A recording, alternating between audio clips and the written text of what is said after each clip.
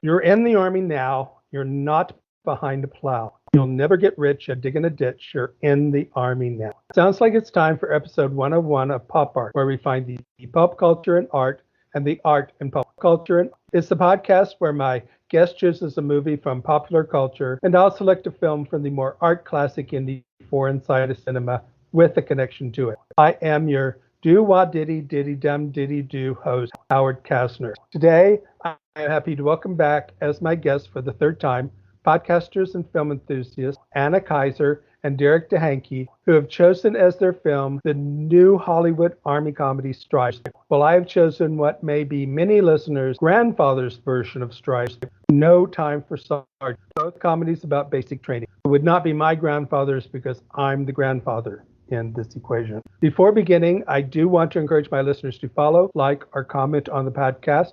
I want to know what you think. So to begin, Anna and Derek, why don't you tell our audience something about yourself?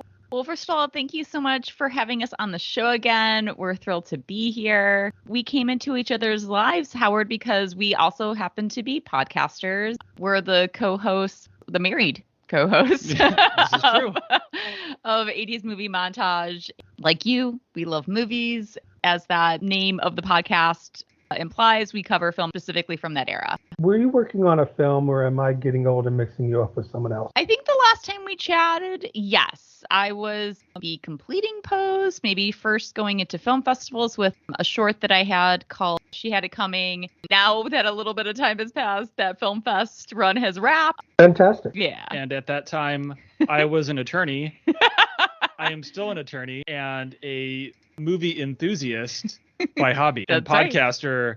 Hobby. But also by hobby. Yes. Yeah. Well, to some degree, all podcasters are in it as a hobby. Yes. It's At very least at true. the beginning. There's literally the 1% in podcasting as well who can actually probably make a living off of it. Right. Well, with that, let's get to your selection, and that is Stripes. First, some information about the film. Stripes is a war comedy released in 1981. It was directed by Ivan Reitman and written by Lynn Bloom, Dan Goldberg, and Harold Ramis. It stars Bill Murray, Harold Ramis, Warren Oates, P.J. Souls, John Young, John Candy, John Larroquette, John Volstead, John Deal, a lot of Johns. A lot of Johns. Lance Legault, Conrad Dunn, Judge Reinhold, Joe Flaherty, Dave Thomas, Robert J. Wilkie, Antone Pagan, Bill Paxton, Timothy Busfield, Fran Ryan, and Michael Flynn. John Winger, an aspiring photographer, finds his life at a dead end. So he talks his best friend into joining him in enlisting the Army. But Winger's slacker style clashes very quickly with their platoon leader, Sergeant Holcomb, who thinks Winger is nothing but trouble and will never make a good soldier. But due to various comical situations, not only do Winger and his fellow recruits pass basic training, they are given an important assignment in guarding a new type of tank. But things go a bit awry when they steal the tank to impress their girlfriend. Before beginning with the film proper, I thought we might cover one other topic first, and that is the idea of war films that are comedies, especially those revolving around basic training. These have been around for as long as silent films. So what do you think is the appeal to these films? And also, do you think there's a difference in the appeal of men-centered and women-centered basic training films? You don't see as many women-centered, the most famous perhaps being Private Benjamin. My first instinct is to say, like, kind of fish out of water, us seeing as audiences something that probably a lot of us don't have experience with, especially in this day and age. Or even for people that have gone through seeing like the reality versus gone through basic training. I never have, but my best friend went through that, and we would kind of joke about like his experience versus something what you would see in Stripes.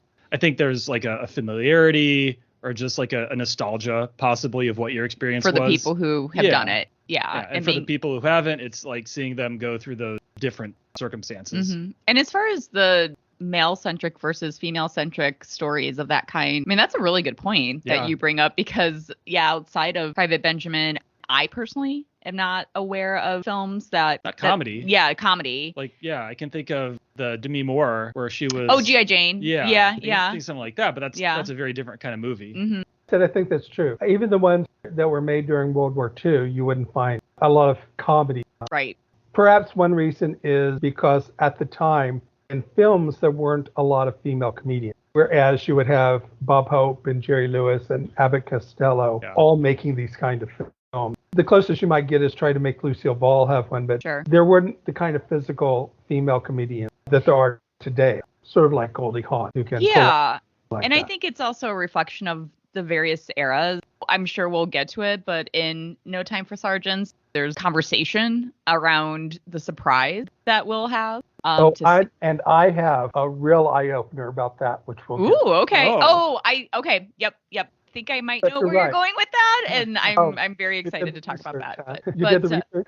I did a little bit of research, yes. But that is something that I actually kind of appreciate about Stripes, whether we go down this rabbit hole as well. But obviously there is a fair bit of nudity of the female kind in this film. But I was actually really surprised. Like, we watch a lot of 80s movies. Right. And I did not expect Stripes to have perhaps the most egregious use of nudity. But then they also have two female characters that I think are given fair amount of respect in terms of their position within the military. So there's like kind of this dichotomy. I think that's more than respect, and we'll talk about it later. They actually saved the day. It's true, yes.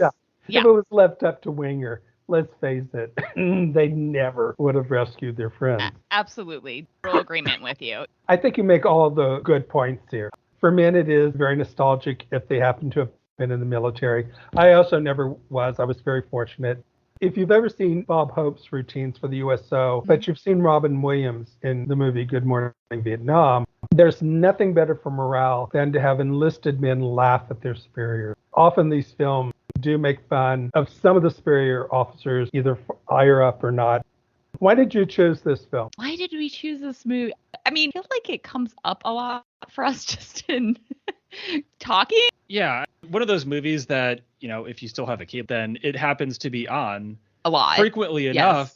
But I realized I hadn't actually seen like the whole thing from start to finish. Yeah. And I think that's why the nudity scenes that we talked about were so surprising, because obviously they don't have those on TBS. Right. I mean, I think that while it is like a military film, we're both big Bill Murray fans, if I could speak on your behalf, Derek. I would say that, so we both love Murray personally. And Ramis. Yes, I was just going to say I really enjoy when I get to see Harold Ramis on screen. I'm still sad that I feel he was taken from us too soon. But, you know, he was a tremendous writer, a tremendous director, but I love watching him perform. He has really just this understated type of humor that I love. Even maybe more so than Murray in this movie. I enjoy watching him. Yeah. I mean, you get John Candy. Mm-hmm. So he's just, yes. Yeah. Love. Yeah. So probably the comedy aspect of the film. When did you first see it? You want to go first, Derek? Some movies from the 80s I remember actually seeing in the theater. This movie, I've seen it so many times in so many different ways. It just feels like it has been a part of like my childhood growing up, but I can't remember the specifically first time I've ever seen it. Yeah, same for me. And actually, with both of you bringing up the point of nostalgia, I think maybe the reason why I have such young memories of it, my dad wasn't a huge movie guy, but he loved Bill Murray. He also did serve in the Army. And so I just remember this movie, I think, because of him. A lot of movies I would go see in the theater. My dad was a big movie guy, still is, but he was drafted. Yeah. And so he may have specifically not wanted to see this because he does not have that nostalgia with these movies. He'd be like, no, I'm just not going to watch this. And my dad used to sit in the Army. It was like the best time of his life. So different experiences. Yeah, exactly. I first saw it when it opened, so I saw it in the theater. And to be honest, when I was going to go see it, I thought it was going to be stupid and dumb. So I wasn't really looking all that forward to see it. And yes, some of it is stupid and dumb. With that cast and the frat boy humor, what do you think you're going to get? But I was then surprised and highly entertained because it was also often very sophisticated when it came to its comedy. And there are reasons why it rises above the premise, which we'll talk about that later. Cough, cough, Warren Oates. But I fully enjoyed the movie. And I even think it showed that Bill Murray was trying to broaden the type of role he wanted to play. Some of the frat boy humor, I think as you're sort of suggesting, is a bit dated for me. And we'll talk about that later. But what are some of your favorite scenes? Maybe part of it is that opener, because I just really enjoy the banter between Murray and Ramis. Oh, where he first has the idea. Yes. I mean, it's a really simple scene, but I just love the two of them playing off each other. So obviously a familiarity there. I know that other people contended for the Ramis role, and Murray basically pushed for Ramis to get it, and obviously was successful in that. And it shows in their dynamic. Like, you believe that these two guys have been friends for a really long time. There's a comfort between them. The more bombastic parts of the film, not to keep going back to that type of humor, but like when they go to see like the mud wrestling and stuff, it could be entertaining, I suppose. But I just really appreciate anything where I'm just seeing Murray and Ramis play off each other. Well, it's interesting you brought up the mud wrestling scene. Yes. Not because it is my favorite, because it leads into my favorite when they get back from that night out and they have to basically cram study for the graduation. Which there are a lot of parts of that didn't really make any sense to me, but it was in many ways like the most entertaining part. Like Ramis gets to lean on his teaching skills a little bit more, and they'll rush out to where the parade is. I don't know how they choreographed it all so quickly. It was truly amazing. But yeah, I thought that was a lot of fun. It doesn't really make a lot of sense. We can't look too closely at that. Good way of putting it. Well, some of my favorites, one that is very unusual and I've never seen before, but it's probably a product of the new Army, because at this time, as is revealed, there is no draft. So you have to approach recruiting and basic training a different way. So I like the scene where they were revealing why they joined the Army, where the sergeant is going one by one. Yes. I think they missed an opportunity here. I would have liked to have heard a couple of people who were very sincere, as well as the comedy, because a lot of this was just improvised and made up. I love the friend Ryan scene. She's the dowager in the cab, who you both feel sorry for because she's being treated so badly by Bill Murray, but you also hate her. Yeah. She found herself a real niche with playing those types of roles. May as well have just arrived from a different movie in that same role to get into Bill Murray's cab.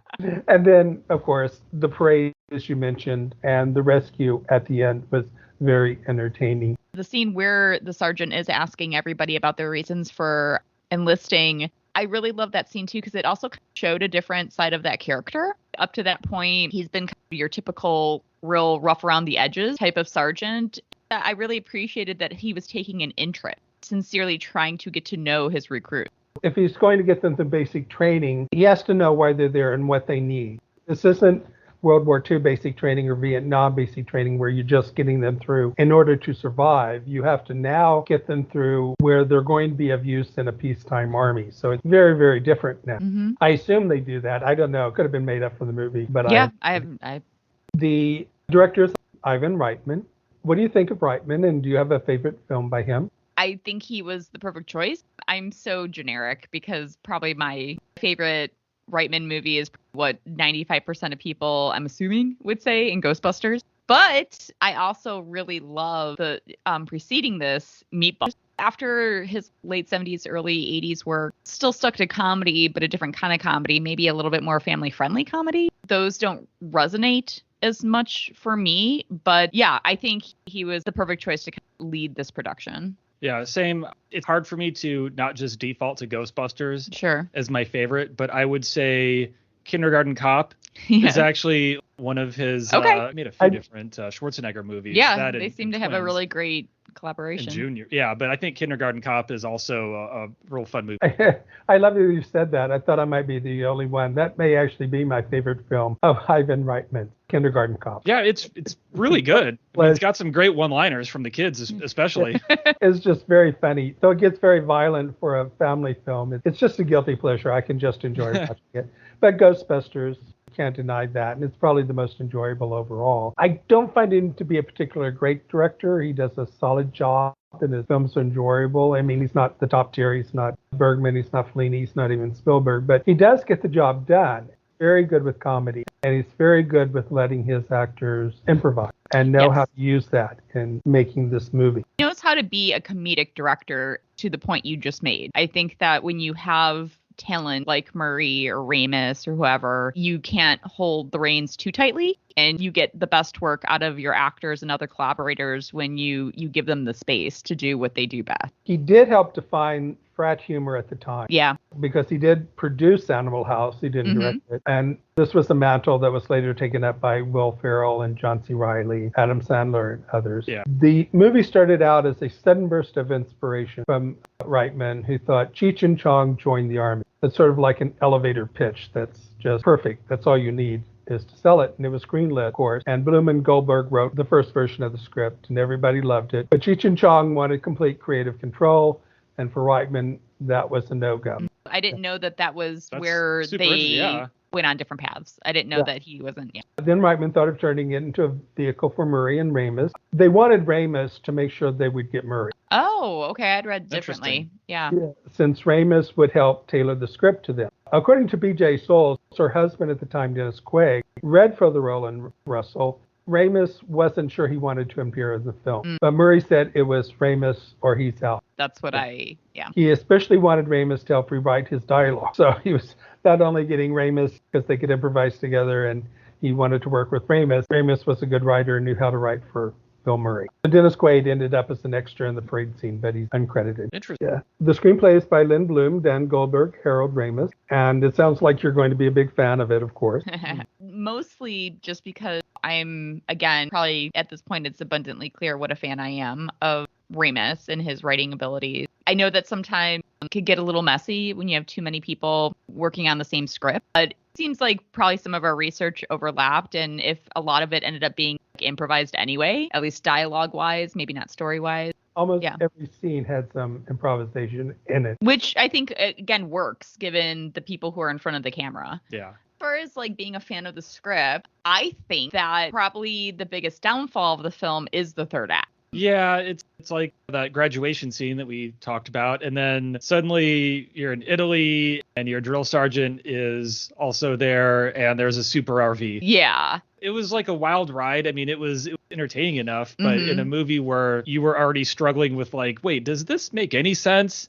That seemed to make the lesson. Less of it. That third act, in theory, could have been its own movie had it been fleshed out. The first two acts, like them being at basic training, that I think could have been just its own movie. They could have just added more what that experience is. I will say that storyline felt very familiar watching both of these movies. Yes. You picked two great and amazing complimentary film, Howard, because when I saw what was happening in the other movie, I'm like, wow. They both had the same issue that they had to resolve somehow. You couldn't end with basic training. You had to have something happen after basic training. So they both come up with this rather wild, over-the-top, big action ending. I think the reason I may like the third act here more than you is I'd given up on the reality of the show a long time before. You're just along for the ride. So I'm just along for the ride. I mean, at your point, the one thing that the third act does have going for it is that you do actually finally get to see the two most prominent female characters, Stella and Louise. Yeah. Actually do something in the film. So and in that regard. And then do something. They're pretty much the ones that save the day. Yeah, exactly. So I appreciate that. Yeah, I think you have a very good point there. I sometimes feel that the movie is a mixture of two styles. And first, there's the frat boy human of Animal House and Porky's. So it has scenes like, as you say, Captain Stillman spying on the ladies' shower, which is very Porky's exploitive and very frat humor. You have the mud wrestling, though I do think they do a rather good job turning that on its head, and you start seeing it from the female point of view rather than the male point of view, because the women are totally in control of this thing, and they're going to use it to humiliate the men eventually. And I also thought the ease with the two MPs, Louise and Stella, go to bed with Winger and Russell. I'm going, if they're going to go to bed with two guys this easily, they probably should be a lot better looking. Meaning Murray and Ramis? Yes. And I thought that was frat boy humor idea too, that it doesn't matter what the men look like. Yeah, it was very modern TV sitcom where it's just like a complete slob married to like a supermodel and then comedy. Yeah. Right. That's a really funny point. To be fair, neither Murray nor Ramis were slobs. No, I mean, slackers and of everything. Yeah. They endear themselves, I guess, to the women on account of their humor. Their and supreme comedy. Given the introduction scene between them and two guys, you can tell immediately the two women are into them, and I'm like, They were really drawn to the fact that these two are the main characters of the movie. Right, exactly. Right. That's it. That's exactly it.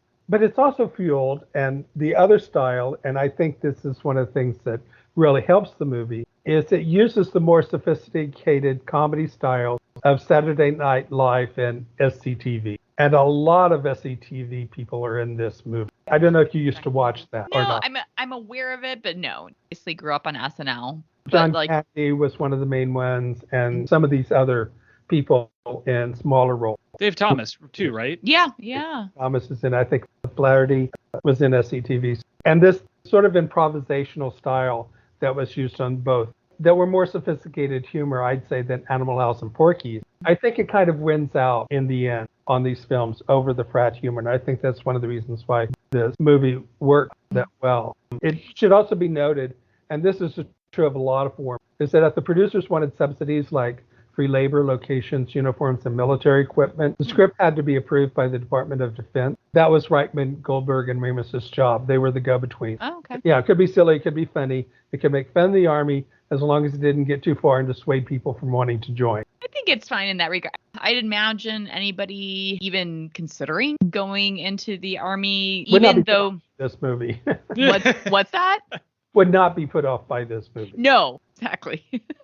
And we've mentioned this before, but I think we should also talk about how the women are portrayed here. Let's remind people, because it's one of those pro and con movies. There is the exploitation, like the shower scene. But as we said, Hanson and Cooper, who are the MPs, if it wasn't for them, the rescue at the end would never have happened. I mean, they were much better at shooting those guns and driving that RV than Winger and Ziske were. And they were much braver than Ziske didn't want to have anything to do with it. Everybody else says, well, of course we're going to go rescue them. I really have no problem with the mud wrestling sequence. I did at first, but the more it went on, I did. Yeah. As I said, they turned the tables on the men. Absolutely. I think there's that aspect of it. I don't really even have a problem with the premise of them going there. I can kind of see guys of that age. And that moves it along a little bit, at least. Yeah. Where they go out and it gets crazy. It turns into something where the MPs show up, and that allows Stella and Louise to save them again. So that all kind of like moves everything forward. But the scene where Captain Stillman, John Larroquette, is just peeping on women. That I wish was out. And also, to be quite honest, really early on when John comes home and his girlfriend, why did she have to come out? She had a shirt on that was completely unbuttoned. Right. So she's also exposing herself. Those two instances are the instances where I am like, come on. But everything else, I really don't have a problem with it. There is a cut scene that I highly recommend everybody find. It's on YouTube. It's a scene in which Winger and Ziske take acid and end up on a plane with a platoon heading to South America. They meet up with some guerrillas, but manage to get away and come back. I can see why it was cut, because it doesn't take the story anywhere. It's just another skit. So it's something easy to cut because you would never miss it. But it's very funny, and I would recommend people looking it up. I heard about that. We haven't yet watched it. I had no idea. I've said it before that I am a big believer in short comedies. I think that this coming in at like an hour 40, I think the length of it overall is where it should be. I don't think even a minute more was necessary. I do have one pet peeve. It's one of these things, especially when I read scripts and everything. Winger is a photographer who never takes a single photo. The only photo, he technically takes one of Fran Ryan's character in the cab. Okay. Technically. All right. You know. I mean, we see photos in the apartment. What a perfect time to do your photography if you are actually a photographer. So I have no idea why they even made him a photographer, because it never comes in the plot. Yeah, that's a good point. Yeah. I see this a lot in scripts. They have scripts about writers who never write a single word during the whole script, actors who never take acting classes, who never do anything, and I'm going, if you're a painter, have them paint. It just drives me up the wall. Do you have a favorite performer? Well, I probably have put it out there in so many words that I love Ramis. As much as I love Murray, I love Ramis in this film. Yeah, I think I actually really enjoyed Warren Oates as Sergeant Holka. Yeah, he was great. I loved how he actually invited Bill Murray, into his office to let him take a swing, put him in his place. He had great comedic moments. Bill Murray obviously is hilarious in this, but I always enjoy Holka. Well, I'm with you. I think Warren Oates is actually one of the saving graces of the movie. One of the reasons is I didn't like Winger or I don't like slackers. I find them annoying. I find them whiny. I tell people now, do you realize that The Graduate was made today, he would be living in his parents' basement, smoking weed, playing Xbox. And we'd have a totally different view of him today. So they're not my favorite characters. So all of a sudden, Warren Oates shows up as Sergeant Hulka, and that changed everything. Because when you like the sergeant, who is usually the bad guy, if you like the sergeant more than the recruit, and you feel sorry for this guy because he's stuck with a lot of slacker and losers, that gets my vote. Reitman said he wanted a little bit of weight in this. And you talk about the argument where Hulka takes Winger into, well, I would put office in quotes because it's the lyrics. Yeah. It wasn't played for laughs. And apparently Murray asked Oates to really hit him. So he did. He really hit him. Didn't hurt him, but really hit him. And here Murray was trying to be more serious. And behind the scenes, Oates was hugely popular. And then he would just entertain everybody with tales of the movies he was in, especially The Wild. I did hear that Oates and Murray got along really well. They all loved him. Yeah, like really looked up to him. In 1993, Murray reflected, quote, "I'm still a little queasy that I actually made a movie where I carry a machine gun. But I felt if you were rescuing your friends, it was okay. It wasn't Reds or anything, but it captured what it was like on an army base. It was cold. You had to wear the same green clothes. You had to do a lot of physical stuff. You got treated pretty badly and had bad cough." I also have an affection for John Deal, who plays the rather slow, dim-witted soldier cruiser. He's sort of, in many ways, the Stockman character from No Time for Sergeants. Yeah. Though much dumber. Not as strong. There's just something about him that I liked his acting. He had never auditioned before, and this was his first paying job as an actor. My favorite part with him was when they were talking about why they were there. Yes. And he's like, "Oh, I may as well do it before I get drafted." The reaction shots are amazing. And actually, that took me back because I'm going, wait, I don't think there is a draft. Yeah. There wasn't. And Judge Reinhold, who played Elmo, was given the best jokes from the Cheech and Chong draft of the screenplay. I could see that coming through, yeah. And John Candy didn't really want to do the mad wrestling scene, but Reitman got him through it. I heard he was particularly sad because most of the actors, minus Murray and Ramis, were not aware of their hair actually getting cut. When you're seeing him being crestfallen over the haircut, like that was like sincere. He's like, "What did you just do?" And I think that happens a lot in the Army. Birds don't realize what it's like to suddenly get all their hair cut off. And the two big stars, they unbelievably didn't really get their hair cut. No. We do have to talk about one other aspect here, and that is the music by Elmer Bernstein. How did you feel about the music? Man, it's so catchy. It definitely, I think, is as memorable as anything that you're seeing in the film. This is something that happens with a lot of movies where it's like you have this great refrain and they just use it. But it works. They don't refrain from using the refrain. Every time I hear it, immediately Stripes comes to mind. It was still playing in my mind as I watched No Time for Sergeants. Yeah, you were actually humming it while we were watching the other movie. Well, Elmer Bernstein, actually Bernstein, because it's Leonard Bernstein, it's Elmer Bernstein. Oh, okay. Was one of the giants. I don't know if you have a favorite score by him, but most people like me would say The Magnificent Seven or The Great Escape. I have a great affection for To Kill a Mockingbird, which I find it very difficult to listen to because it's too exquisitely nostalgic. He's come up for us a couple times when we've talked about films. I don't know if I have a favorite. More than anything, I think every time he does come up, I just talk about how not only prolific, but like the range that he had. So I'm always really curious about creative who can just go to almost any place with their talent.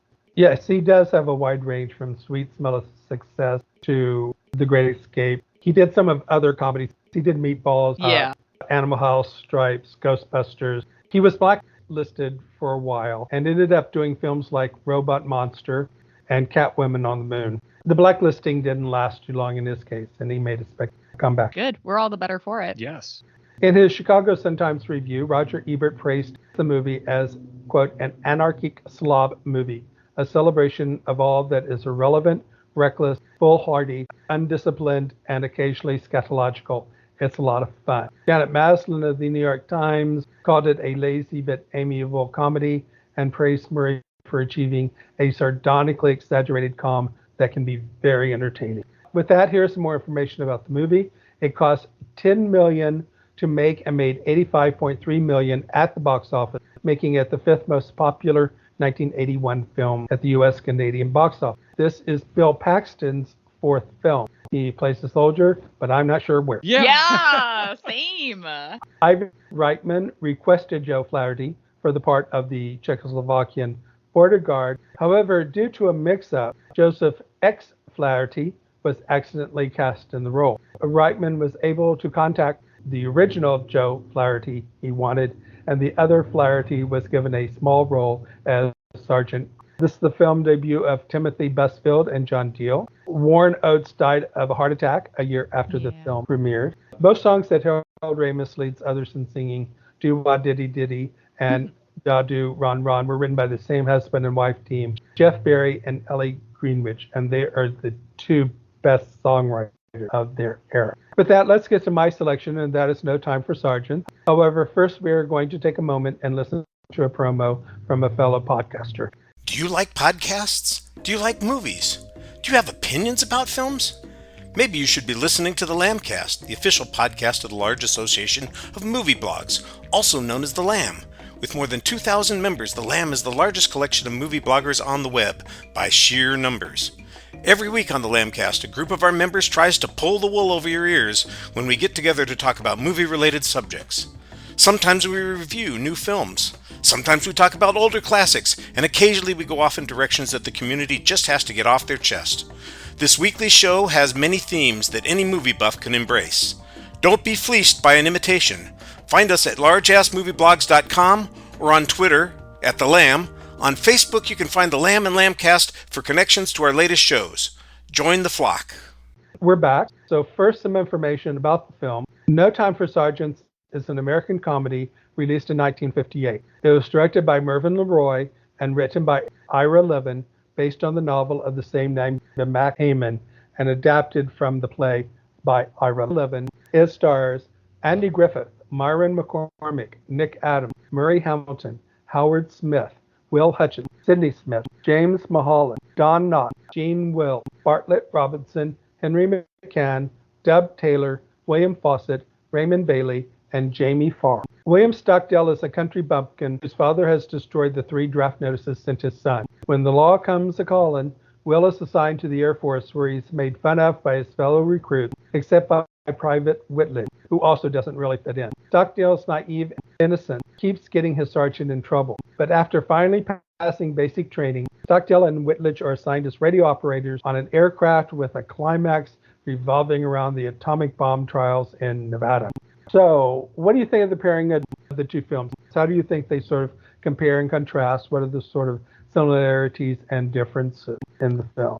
I don't think it can be overstated what a great job you did. It is an amazing pairing. Yeah, it really is such a great pairing. Like Derek was saying, as we got further and further into the movie, just realizing the similarities was awesome. I think probably the biggest difference for me is the attitudes of Murray's character versus Griffith's character. One, in a manner of speaking, is already kind of over it before he even gets in and isn't interested in really proving himself in any way, while Stockdale, obviously, as a permanent latrine officer, he really does want to make a good impression in the way that he can. To me, I think that's the biggest difference. Obviously, their journey as far as their story getting through basic training, boot camp, and then having a wild adventure, that's very much aligned with what you kind of see the characters go through in Stripes. I think from my perspective, the biggest difference is the way in which they joined the military, whereas they were kind of like with dead-end scenarios in Stripes and decided to join. I mean, they're drafted in No Time for Sergeant. Interestingly, they're drafted into the Air Force, which I did not know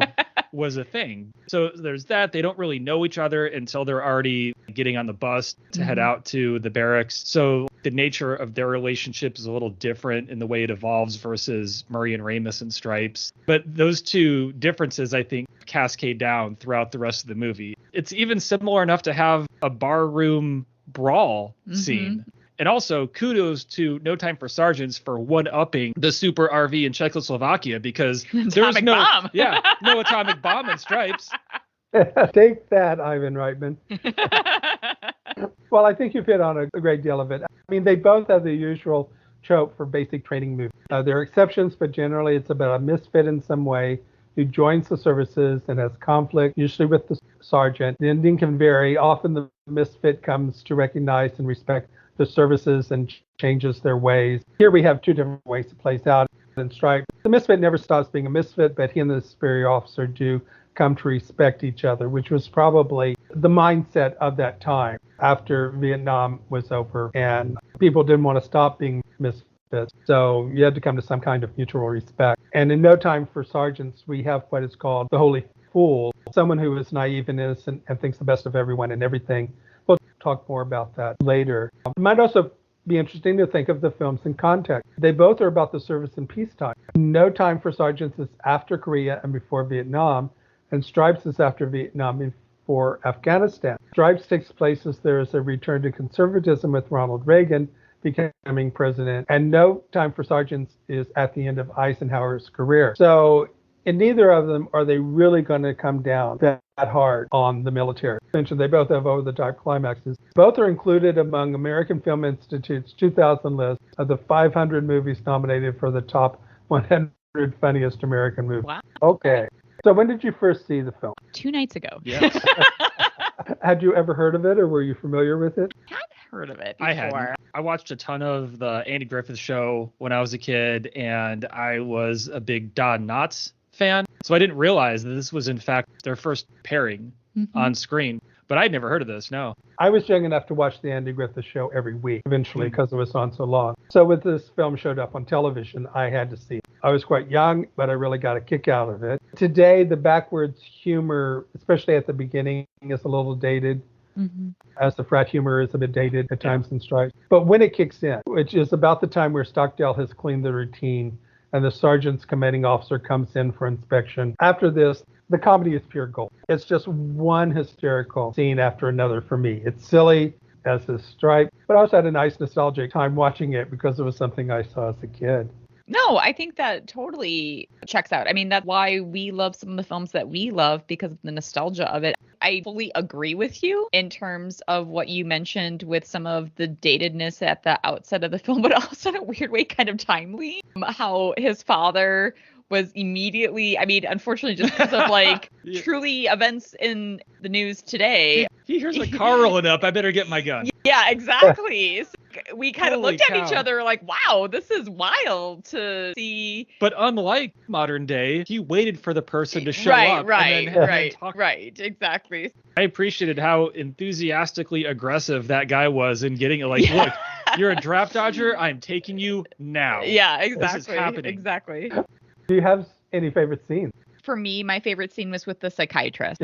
That actor, and then also, and I'm sure we'll talk about him, Sergeant King, they were my favorite of the film. And especially maybe it was even more impressive for the psychiatrist because he's on screen a much shorter amount of time. But I don't know, there was like nuance in his performance that I really loved. He was funny, but he was also frustrated. In such a short amount of time, I saw so much from that performance. And so that was my favorite.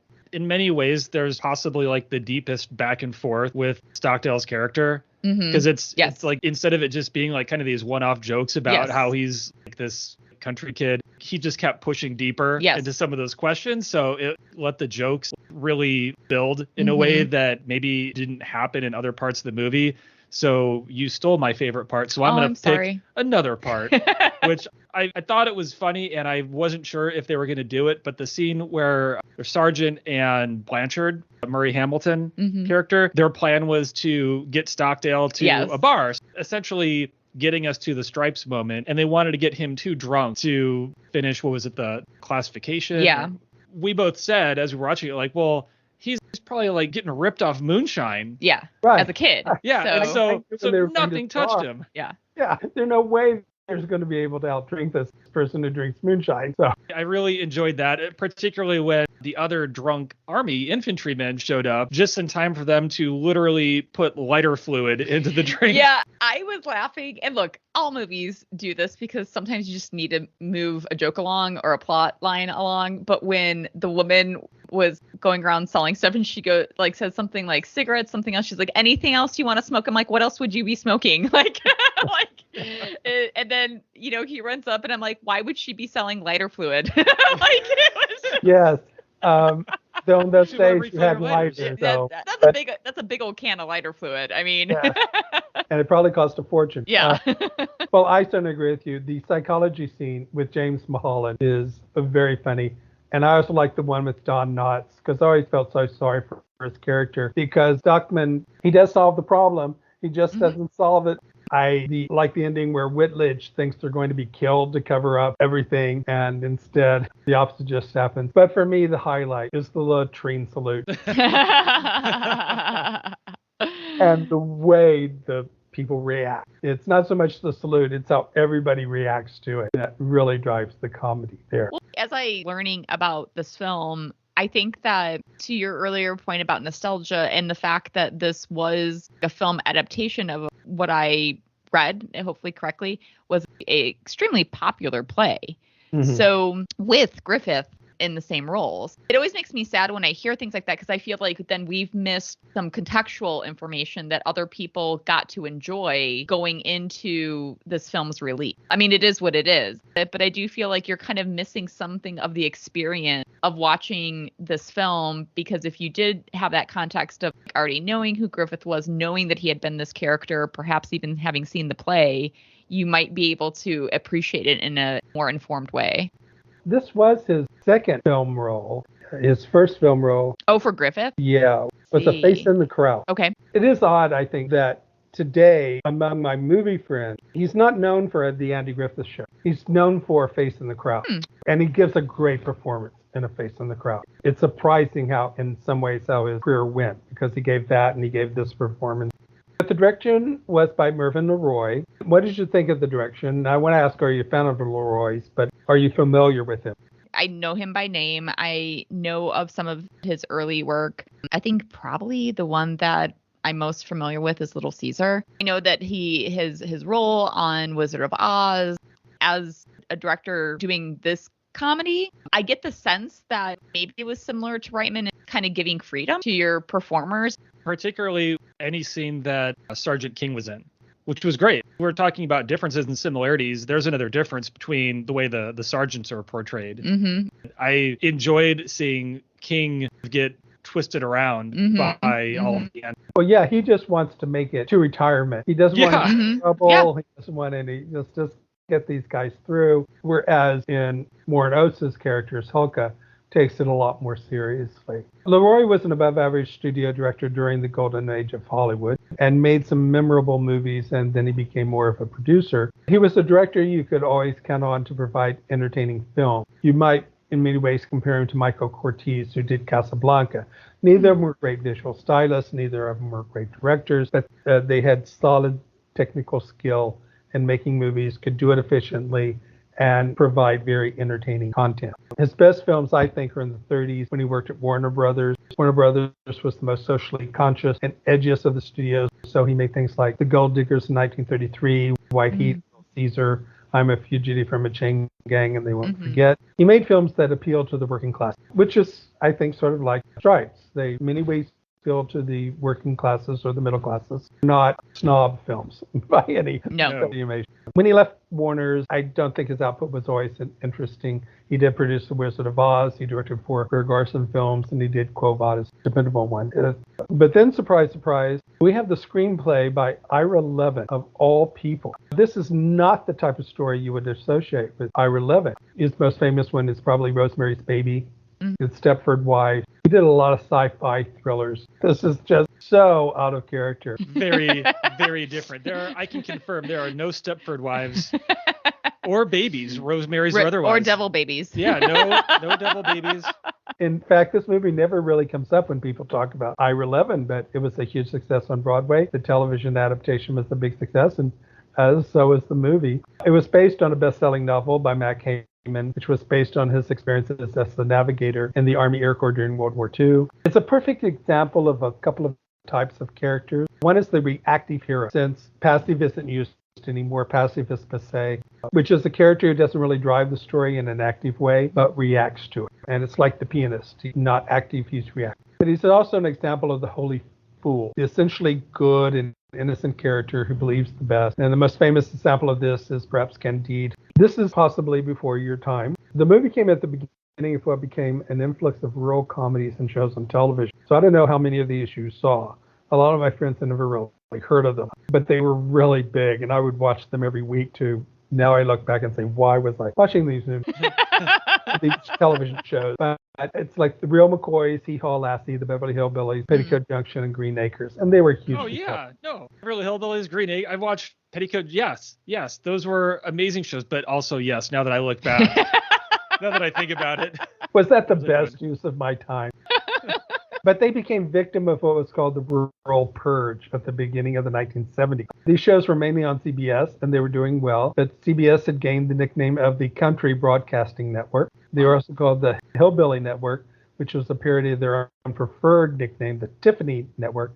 They wanted a brand change. And even though these shows were doing really well, suddenly they just got rid of them. And Andy Griffith came out of a group of comedians doing rural comedy at the time, like Minnie Pearl and Fannie Flagg. And they were closer to today's comedians like Jeff Foxworth. Were very different from the comedy done by the ethnic and political comedians of the time, like Richard Pryor, Mons Maybelline, Red Fox, and George Carlin. And I've heard some of their routines, and they can be very, very funny. Actually, Andy Griffith got his part in No Time for Sarge through his comedy routine. As I remember him telling it, and I may get some details wrong, he had read the book, wanted to use part of it as a monologue, but when he contacted the author's agent, they said it was unlikely but to come on in. So they had him read, but he said he wasn't a very good reader. So they asked him what he did, and he said, I do Hamlet. And what he meant was he did a series of routines in which a country bumpkin describes a play, a ballet, a football game, but his perspective. And he was very funny.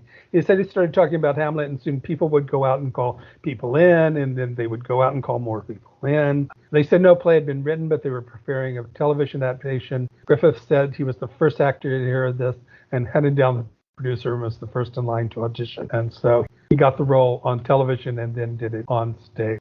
And it might be noted that 9 actors, other than Andy Griffith, appeared both in this film and the Andy Griffith Show. So that tells you where things were going. And Raymond Bailey, who played the base commander, was Mr. Drysdale, the manager of the bank in the Beverly Hillbillies. You're constantly seeing people you recognize. Mm-hmm. It was very fun to see the mayor of Amityville. Yeah. And he plays it like he could have gone on from here. Totally. To become the mayor of Amityville. Yeah, you're and that was wearing those sunglasses all the time. And that was Irvin Blanchard. But then we get to that thing you were alluding to, and that was the use of the N-word in the play. Yeah. Describing a black officer who was played by Ossie Davis. In the film version, the character's changed to a whack lieutenant. I asked someone who had done the stage play in high school, and this would have been back in the 60s or so, and he played Stockdale, whether he remembered the scenes with the black officer, and he said no, there were no black characters in the play he did. So I suspect that when such plays were published, especially by Samuel French, there were different versions of the play, sent to like high schools and community theaters, etc., to fit the audience. They do the same thing here using the female character, in that he's told, no, you don't recognize male or female, you just recognize the officer. It would have been, you don't recognize the color, you just recognize the officer, so that when they have the scene and they ask him, and Blanchard would have used N-words, do you see they have this N-word over there? And he says, I just see these officers. That's such well, there's multiple facets that are really interesting. I don't know, I could take my guesses as to why the change was made. I think it could have been an incredibly progressive, I'm not advocating for like retaining the original language of the play, but to have had that concept. Yes, for him to say, I don't see color would have been amazing to have in that film. I only read that after having watched it. So even at the time of watching it, I will say that I thought that conversation between Stockdale and Whitledge, where Whitledge is saying, you don't see male, you don't see female. I thought that was an amazing moment. Again, in a very progressive way. It's of its time. I get it. I totally get it. The way that Griffith was just kind of slack-jawed staring at her. It wasn't my favorite moment of the film, but what for me really redeems that sequence is the way that Whitledge sets him straight about it. And then it does pay off to be kind of a funny joke later on, where I can really appreciate that Stockdale took what Whitledge said and he listened, and it opened his mind a little bit. Obviously, the language being taken out of it. If they had used the original from the play, they might have considered that it might not have done well in the South. Right. Yep. So, yeah. 3 little things here. I was surprised and forgotten. They say damn twice. Holy. Yeah. They break the fourth wall Oh, yeah. long before Annie Hall did it. And they weren't even the first to do that. You have films like The Lady in the Lake and some other film noirs and some comedy where they would suddenly talk to the audience. And most people think that the first toilet scene in a movie since the Hays Code is Psycho. No. That movie had the first functioning toilet. It gets flushed. This had the first toilet scene in the movie. A lot. They really went for it. Yes, there were a lot of them. I mean, the funny about the whole latrine is nobody's actually ever used. I mean, there's so many in there. But I just love all the reactions when they come in and they say, I've never seen a latrine this clean in my life. Do you have a favorite performance? Oh, it's got to be Myron McCormick. From the jump, his first introduction, I just knew I loved that character. Yes, he is the person who has been around for a while. He just wants to get to retirement. Clearly wants to just have a peaceful, calm existence. But there is so much nuance to his character. I loved throughout the entirety of the film his very clear inner conflict he has between being super annoyed and frustrated with Stockdale for the ways that he keeps getting him in trouble, but also knowing that he's not doing it with malice. Yeah. That's the most frustrating part. You can't really get mad at him. Yeah. Because he's not doing it on purpose. Right. And I just thought that McCormick played it beautifully. I loved his did office. A great job. His office probably also had a picture of his mother, but then it just had just like a framed said mother. It just said mother. Yeah, just the word mother. And he listens to the very sweet, overly romantic music to calm himself down. Yeah, Sergeant King, he just wants to chill. What about you, Derek? Was King your favorite as well as Myron McCormick? He was my favorite throughout the entirety of the movie, but I'll give another nod to James Milholland, who played the psychiatrist. Yeah. That whole part of the movie, his performance really stood out. And in a way that was kind of similar to King, he got to show a little bit more. I think Andy Griffith does carry the movie on his broad shoulder very smoothly, but I will point out Nick Adams, who I think is great here. Yeah. His career should have been stronger. Soon after this, he got an Oscar nomination for The Twilight of Honor, but his career never really picked up, and he ended up doing Japanese monster movies. And partly, perhaps, this was because of drug and alcohol abuse. He did a couple of the Rock Hudson, Doris Day films. He was always very funny. With that, here's more information about the film. I don't have information on how much it cost to make, but it made $7.5 million and was a major hit, launching the careers of Griffith, Adams, and Knott. Andy Griffith received a 1956 Tony Award nomination for Distinguished Supporting or Featured Dramatic Actor. And you may ask, why was he nominated in the supporting role when he is the lead? Well, I'm glad you asked.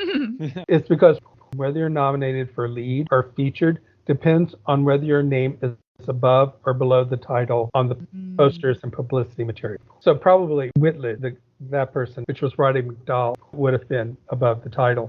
And it being his first show, Griffith would have been under the title. This also happened to Dick Van Dyke for Bye Bye Birdie and Yul Brynner for The King and I. They were both nominated for supporting instead of leads for the same reason. It was first done on television in a 1-hour version. It ended with the salute of the latrine toilet seats, but they didn't want to do the salute on television. So they changed it where Stockdale releases a bunch of ticker tape confetti. It doesn't have this big over-the-top ending that is so ridiculous and yet so fun. All of the principal actors from Broadway play appeared in the film, except for Roddy McDowall, who had portrayed Ben Whitley. Director Mervyn LeRoy stated in his autobiography that although he asked McDowall to appear in the movie, the actor refused. Gene Williams, who played the whack in the movie, may be recognizable to many as the nurse in the original The Invasion of the Body Snatchers. As you mentioned, who here doesn't recognize Murray Hamilton, who plays the antagonist Blanchard as the mayor of Amityville in Jaws. So with that, let's start closing out. And I asked you to choose a film or two to go with your choice that might interest our audience. Yeah, absolutely. A couple have actually already come up. Reitman's very early work around this film, so preceding it, Meatballs, and then afterwards, Ghostbusters, are kind of a little bit more in the same comedic vein. But then also because of Ramis's work with the film, far beyond just being an actor in it, some of his earlier work as well, namely Caddyshack. I like both of those, and I will add to it the movie Spies Like Us. Oh, that's right. 1985 with Dan Aykroyd and Chevy Chase. And interestingly, one of the writers in that was Dave Thomas. Oh, who, fun. Of course, was in the mud wrestling scene in Stripes with Aykroyd and Chase. Only they don't get to nuclear warfare, but they do have some ICBMs, I think. So. Well, I have a few. Biloxi Blue is the second entry in Neil Simon's Eugene trilogy, which sees the hero, played by Matthew Broderick, off to basic training during World War II. This was directed by Mike Nichols. And I mentioned this one, but from 1980, Nancy Myers, Howard Zeff, and Goldie Hawn gave us Private Benjamin. Yeah. About a spoiled Jewish princess who inadvertently enlists in the army and comes to embrace the lifestyle. For a more serious look, we have Stanley Kubrick's Full Metal Jacket from 1987. I really say we have the first third because that takes place during basic training, which is some of the best stuff that Kubrick did. For a sillier look, there's Always Buck Privates, in which Abbott and Costello join the army to avoid going to jail, only to discover their sergeant is the officer who wanted to put them behind bars. That sounds like something those two would get involved in. Yeah. I'll add one more just because I'll add 2000's Tigerland with Colin Farrell as one about basic training. I think it was during Vietnam. Colin Farrell's character specifically tries to help recruits get out of that scenario. Well, what is next? What should we be expecting from you? I think everybody could be expecting more podcast episodes from us as well. We stick to the 80s. We really appreciate, Howard, that you give your guests such freedom in being able to bring to the table films that they enjoy. You know, we try in our own way. So it's always really interesting to get to just talk to people who have this particular fondness, outright love for certain films. The 80s provides a nearly inexhaustible source of material, it turns out. What is the next one coming up? The time this comes out will be The Golden Child. Yes. That's the one with Eddie Murphy? Yeah. Eddie Murphy and Tywin Lannister. Charles Dance from Game of Thrones, yeah. Well, I'll list my usual litany. I'm a screenwriter and script consultant, and you can find more information about that on my Howard Kastner Screenplay Consultation page on Facebook. My blog is called Rantings and Ravings, and there I explore issues on film and screenwriting. I have published 2 books of short stories on Amazon, The Starving Artist and Other Stories, and The 5 Corporations and One True Religion. These are sci-fi, supernatural, and fantasy short stories. I've also published the second edition of my screenwriting book, My Rantings and Ravings of a Screenplay Reader, and I am an amateur photographer, and you can find those on Instagram. The previous episode was the 100th episode. Huzzah, huzzah. Congratulations. Yeah, that's awesome. Oh, God. With filmmaker. No, I didn't know if I'd ever see the day, and all of a sudden it was there, and I didn't really realize it. But it was with filmmaker and podcaster Donald McKinney III, who was my very, very first guest and helped me get the show going, where we discussed 2 films about dragons, Flight of Dragons and Dragon Slayer. Next episode will be with blogger and movie lover David Brooke, where we will talk 2 films about 2 military vessels playing cat and mouse, Master and Commander, The Far Side of the World, and The Enemy Below. So once again, thank you, Anna and Derek, for being a guest on my show. Well, it was, truly our pleasure. It's such a joy to get to talk to you about these films, and you now several times over have introduced us to new movies that maybe wouldn't have been on our radar. So we really appreciate that. And we just had a great time with you. Great.